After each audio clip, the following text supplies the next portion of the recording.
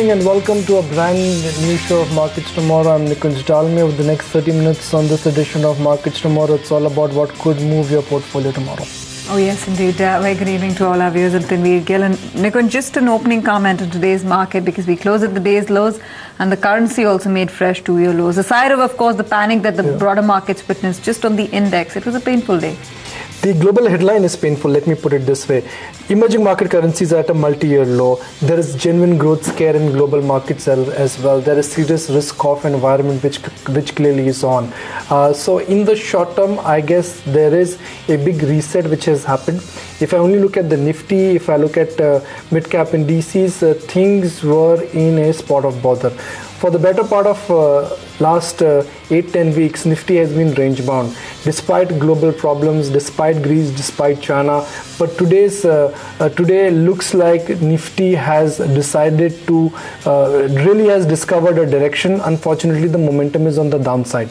Now, what happened in the mid-cap space today? Chop, chop, and chop and chop. It was nothing, short of scary. Stocks corrected as if there is no tomorrow. Mid-cap stocks have fallen 20 to 30% in last 2 days. Is it margin funding? Is it margin compulsion, or perhaps a combination of both?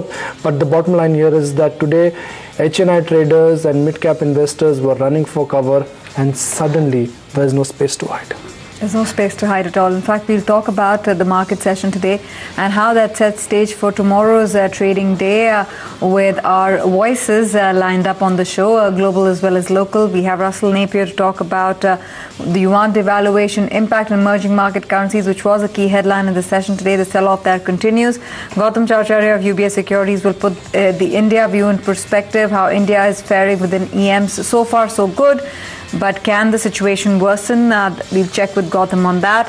Mayuresh Joshi will put today's sell-off in perspective, and Sandeep Wagle will prepare our viewers for trade tomorrow with his trading ideas.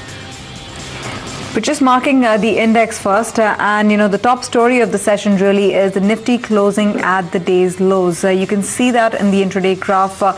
About 1.5% lower, 83.70. Over the last 2 to 3 months, remember, we've been pretty much in that range of between 83.50 to 85.50 on the higher end. So that 200 points range has pretty much defined the index movement. So that's why our top story of the day is, given the fact that the Nifty is closed at the day's low, are we perhaps going to be looking at more selling pressure, follow-up selling pressure coming into the market tomorrow? And of course, the second headline that comes in from the markets is the rupee closing at near two-year lows, actually fresh two-year lows at 65.50, a level it did not breach for the better part of this year. In fact, held out quite steady on, but that level has gone off in the session today, and most macro watchers on the street would be a bit amazed if the currency in a jiffy can take off the level of 66. Well, banking stocks, they corrected as if there's no tomorrow. The Bank Nifty took a knock of nearly 400 points plus, and today the selling was largely led by decline in private banks. When was the last time you saw private banks? They led the carnage, they led the market decline. Yes Bank 6% off, ICICI Bank below 300 rupees. So it was a sea of red, and honestly, it was a sea of red in the large cap private banking stock. So where do we go from here? Is it a good time to grab some bargains, or the pain is really here to stay? Sandeep Wagle, Nifty has been range bound for at least 8 to 10 weeks, but today looks like Nifty has rediscovered momentum, unfortunately on the downside. Absolutely, Nikunj. The 84.30 crucial support of which was being held on to for the past many sessions, I think we have seen a breach of that. And having said that, where do we go from here? We will, if we don't cross 84.30, 84.50 in the next couple of days, which is what is very likely, then we will head towards 8200. And now the range for the Nifty is 82 to 84.50. Probably on the downside, that may even stretch to 81.50. So this 300 point band is what I would talk of.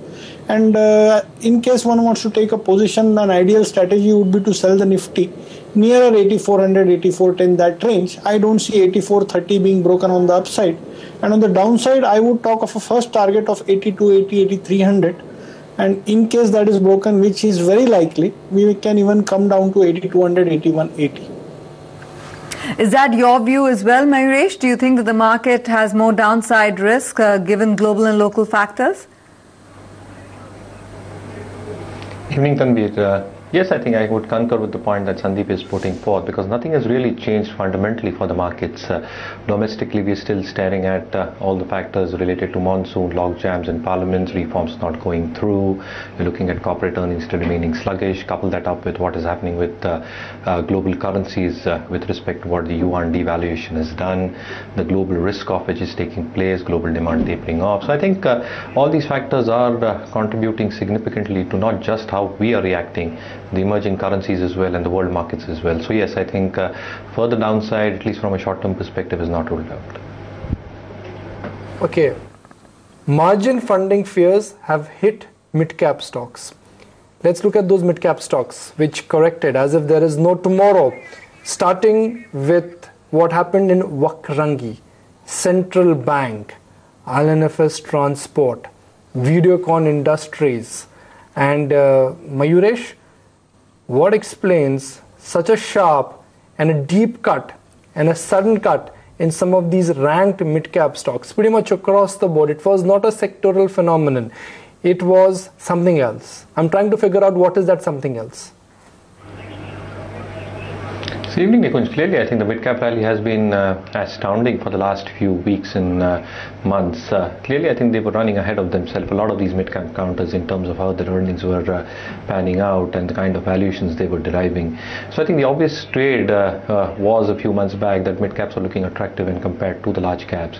And at that point of time, I think the entry in these mid-caps appear very, very reasonable in terms of the crowd getting in. But once an exit happens, like what we've seen probably today, yesterday, and for the past few days, I think the carnage is simply too much. So I think too much froth built up in the mid-cap universe, B, I think valuations running ahead of themselves, and C, probably yes, I think you cannot rule out the possibility of margin calls being triggered. So yes, I think the jitteriness in the mid-cap universe continues, but clearly I think having a stock-specific approach within the universe is something that we've always felt.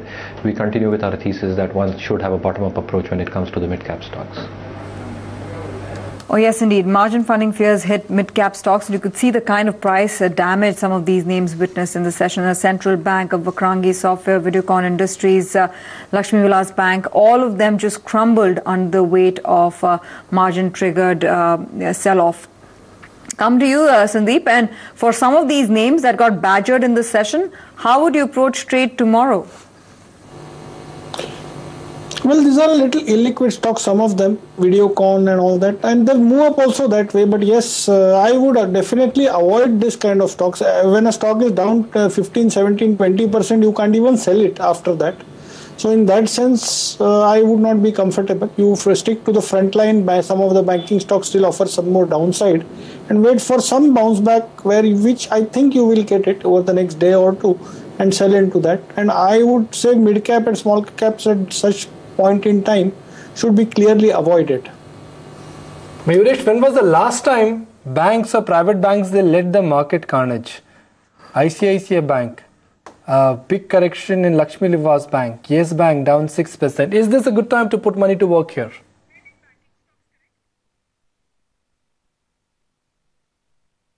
Markets are and considering the global backdrop, clearly I think private banks is something that we'll still be very optimistic about, but how do you allocate your money? Probably I think in a very systematic manner over the next few months. So if you're a fresh investor, allocate your money over the next few months. I think this is the space that we believe the credit growth should sustain going forward, specifically on the retail advances side. The asset quality has held up for the space, though there have been some chinks in the armor as well when it comes to the private side generally.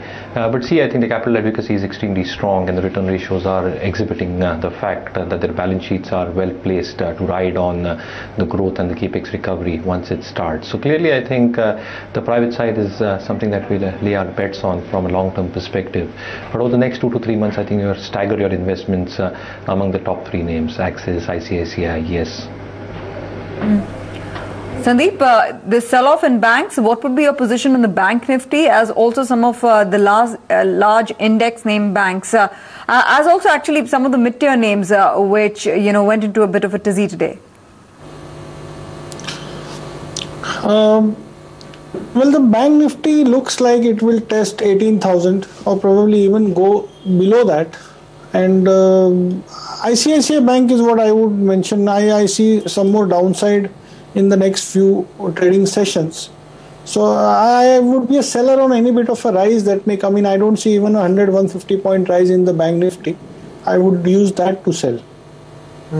Okay, enough of losers. Let's talk about some gainers. Pharma stocks were in demand today. Lupin Sun Pharma, they've had 2 days of good gains. Sun Pharma, in fact, is now north of 900 rupees. Lupin, the big one on the index, appreciated on intraday basis by about 80 rupees, and then finally, because of averaging, Lupin closed at 1890. Mayuresh, thankfully and finally the news flow for the pharma sector is improving. US FDA approvals are coming in, pricing pressure seems to be abating. Are good days back? Are happy days back? So clearly I think the earnings trajectory in our opinion always would have got maintained at pharma companies. Albeit the fact that I think US FDA concerns do crop up time to time. However, I think the only concern that we've got specifically with a few of the large cap names is the kind of valuations they're deriving, at least from an FY16 perspective. And the kind of drug approvals that all three companies got, Sun, Lupin and Aurobindo Pharma, respectively, I think the competitive intensity in all these products is pretty high. So in terms of actual revenues flowing through for these products, in our opinion, it's not going to be a game changer. But yes, I think the ANDA pipeline is pretty robust for all these companies, and again I think they are niche plays specifically when it comes to complex generic molecules. So clearly I think the growth prospects structurally exist for the pharma industry, but the valuations in our opinion, at least from a medium to long term perspective, at least from an FY16 perspective, to put that in perspective, I think is a little bit on the higher side. So we are very close to our fair valuations on a lot of these stocks. So Sun Pharma, we had a target of 950, it's actually breached that and close to those levels when it ended at a day today. We actually ended our target price on Aurobindo Pharma today. So I think very few stocks to pick and choose at the current juncture. So we'll clearly wait for declines on these stocks and have a very stock specific approach even in this space. Okay, Mayuresh, thanks for those ideas. We'll talk a bit more about the market session today, but just to put the news in perspective, we spoke with Ajay Srivastav and tried to understand from him what the core point of nervousness was for the market today. And in his view, he believes, of course, that we have so much liquidity in the system that it pretty much changes the market in the manner that the reversal comes back. In fact, he talks about also PSU banks. We've seen the reversal there as well. On the back of liquidity concerns. Highlighted his particular view as far as today's market sell-off goes.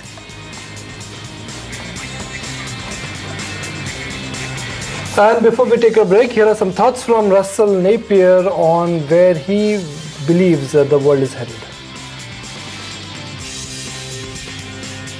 But it just meant we were getting closer and closer to when China was running out of options and a devaluation was probable rather than possible. How India is in a much, much better situation than other emerging markets. And I think particularly because your central bank has had a much more reasonable approach to the currency. We believe that the dollar is a way to make money.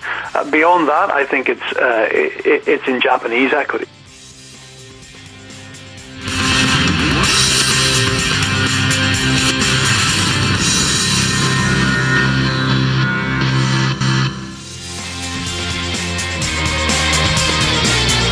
Well, welcome back. You're still watching Markets Tomorrow right here on ET Now, and some data to watch out for. You have the PMI manufacturing numbers coming out in China. That'll be important, remember, because it'll signal whether economic activity is actually seeing a pickup. Likewise for Japan. In fact, the day tomorrow will primarily be dominated by the PMI manufacturing data across the region, right from China, Japan, to the European region, to also the US. So that's something that would be on top of the mind as you see signs of manufacturing activity pick up across the globe, or actually the lack of it.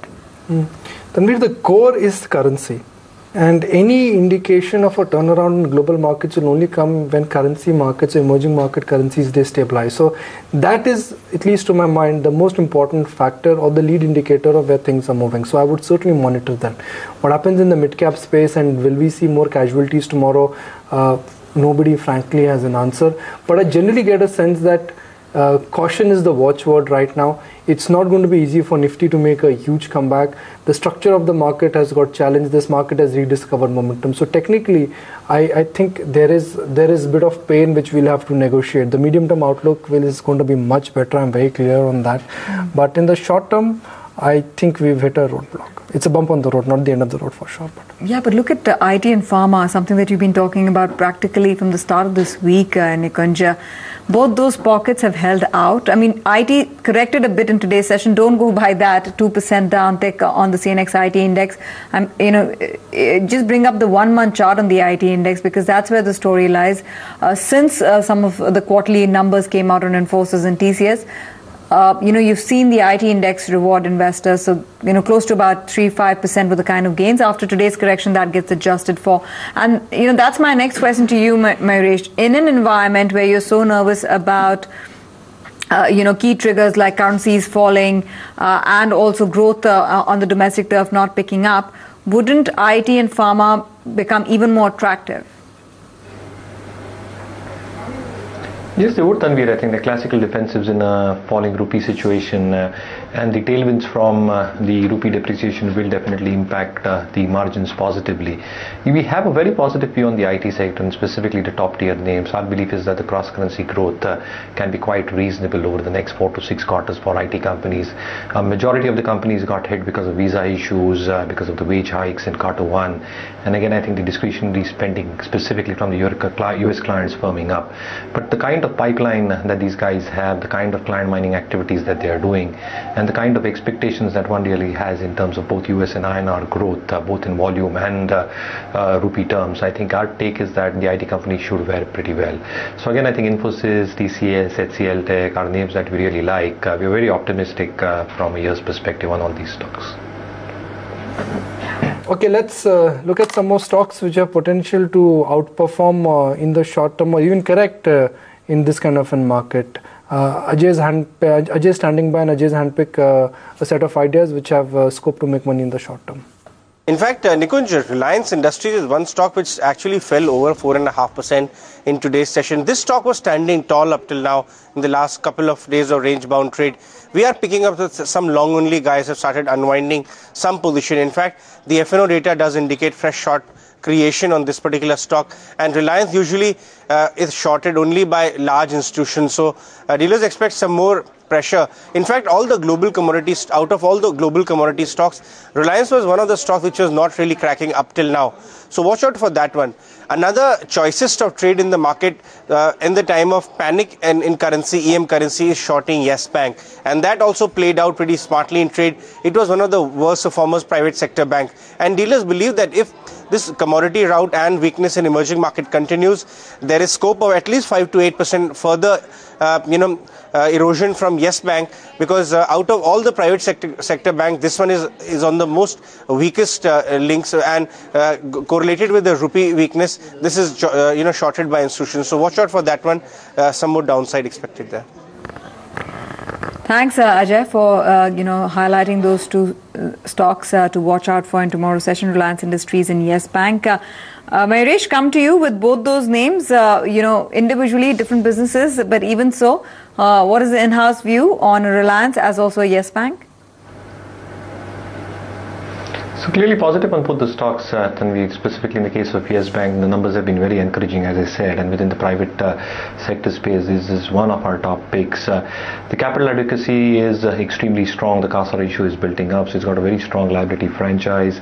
Valuations, again, a little bit on the higher side when you compare the other banks, specifically on the PSU side. But clearly, I think the growth trajectory is very much under its wings, and we're expecting an earnings growth of more than 26% over the next couple of years. So we're even very, very optimistic on Yes Bank. And similarly for Reliance, I think it's not a quarter-on-quarter story that one really needs to play Reliance with. It might largely underperform FY16 because the numbers will not start throwing up in balance sheets, but the kind of core capex and the telecom capex that it has done, it will start yielding results FY17 onwards. So I think the expansion plans very much on track for Reliance. And though GRMs, at least on the refining side of business, might be a little bit subdued, the petchem side should hold up for Reliance, and the kind of capex that they've done in both these key verticals, I think that should aid them substantially over the next few years. So clearly, I think we remain very, very optimistic on both these stocks with a long-term perspective. Right. Let's get in ideas from Sandeep as well for trade tomorrow. Sandeep, help our viewers. Tanvir, I would go with a sell in a PTC, Power Trading Corporation, stop loss of 67.50, target of 58.50, and a buy in a ITC. Now this stock normally moves against the market, and that is why what I expect. It almost closed at the highest point in the day on a day like this, so the move should continue tomorrow. Buy it with a stop loss of 323, target of 337. Thanks for those ideas, Sandeep, and thanks to you too as well, Mayuresh, for taking out the time to speak with us and putting today's madness in perspective. It was really a crazy last hour for the market, and let's see where we take it off from here. It's all global in nature. So the minute global market or global emerging market currencies will stabilize, I think we would be nearing a bottom. So frankly, the cue will come from the currency market. Normally currency markets, they follow equity markets, but this time around equity markets will follow currency markets. Yes, indeed. The other one, Nikunj, is what you highlighted, crude at $40. Yeah. That's another cue. Let's see how that market plays out in the coming week. We wrap up the show on that note. We'll get you the markets as always tomorrow morning at 8 a.m. with the market. That's your appointment with us. Here are Gautam Chowcharya of UBS Securities highlight his market opinion too. From our framework, near term for 2015, our Nifty index target still remains 8,600, and that indicates a limited risk reward being attractive in the near term. And we still worry about expectations around pace of growth recovery, including earnings, and we see more earnings cuts ahead. That will be dampener. But on the other hand, we are very, very aggressive and expect rate cut cycle to surprise markets positively. In our view, the biggest delta for macro as well as for tax revenues and for the economy as a whole will come because of the single unified IT systems network which GST will propose or create. Primary objective appears more towards increasing the reach towards unbanked areas. So I won't worry about it too much as of now, but yes, there's something which we need to track continuously. But just because new licenses have been issued doesn't mean that the existing incumbents' profitability